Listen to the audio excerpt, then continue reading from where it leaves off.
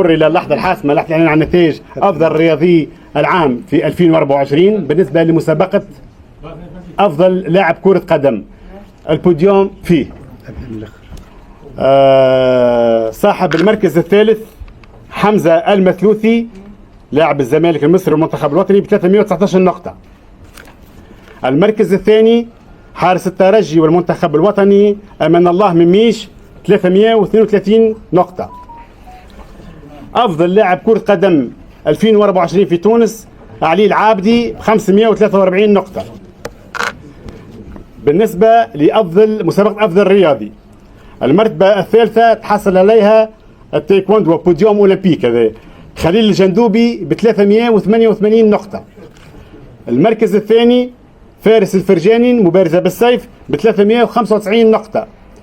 وافضل رياضي في تونس سنه 2024 هو فراس القطوسي ب 561 نقطه.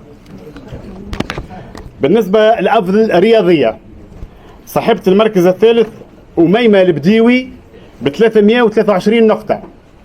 المركز الثاني شيمة التومي ب 398 نقطة. وأفضل رياضية في سنة 2024 في تونس هي مروة بوزياني العداء ب 441 نقطة.